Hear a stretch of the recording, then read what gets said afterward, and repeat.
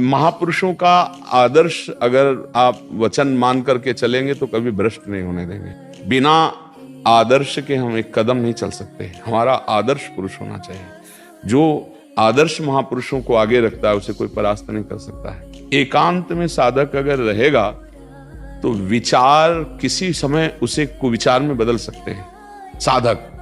इसलिए आसपास कहीं ना कहीं साधु महात्माओं का सानिध्य होना चाहिए, क्योंकि प्रगट के सानिध्य के बिना विचार हमारे तो बहुत अच्छा साधक है जो अपने को विचारों से पवित्र रख सके, क्योंकि विचारों में जहर है अहंकार। जहर से साधक तो मुक्त हुआ नहीं तो सिद्ध हो जाता। तो इसके लिए महापुरुषों का बहुत सानिध्य है, उनका प्रभाव ऐसा होता है। तो जो हम विचारों से बचना चाहते हैं, अपने पक्ष को बचा सकते हैं, उसी में जहर भरा हुआ है। विचारों में अहंकार जहर है। जैसे परिवार में ममता जहर है, भोगों में आसक्ति जहर है, ऐसे विचारों में अहंकार जहर है। अगर ये जहर हट जाए तो विचार हमें बचा सकता है, लेकिन अहंकार है, कर्तृत्व अभिमान है, मैं ऐसा साधक, मैं ऐसा, बहुत बुरी तरह गिरता है साधक, बहुत बुरी तरह गिरता है। क्यों? क्योंकि वो अपने में गुण का आरोप करके दूसरों में दोष देखने लगता है। ये साधक ये तो ऐसे बहुत बुरी तरह गिरता है। भगवान बचाएं परदोष दर्शन से।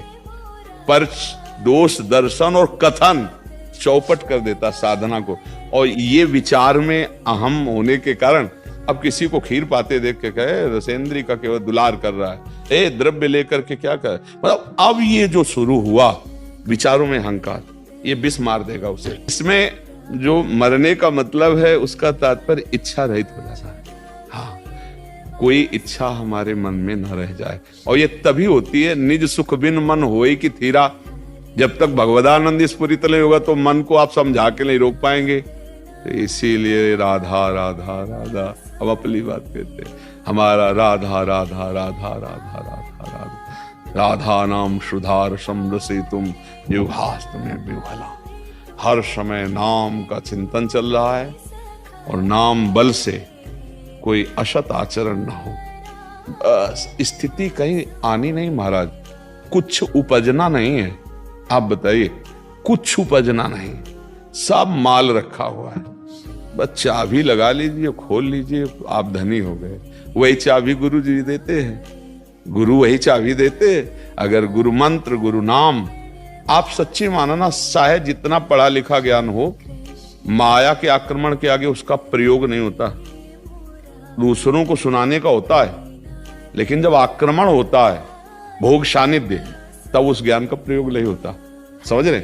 और जो कृपा पात्र भजनानंदी है तो वो उपदेश भले न दे पावे, लेकिन अवसर पर ज्ञान काम करेगा। भजन राधा राधा राधा, कृष्ण कृष्ण कृष्ण राम, जो भी नाम भगवत प्रिय, खूब नाम जप करे, चाहे जिस मार्ग का पथिक हो। जैसे मनुष्य संन्यास है, प्रणव ओंकार में वृत्ति कर ले, तो ओम भी तो भगवान का ही स्वरूप है, भगवान का ही स्वरूप है प्रणव।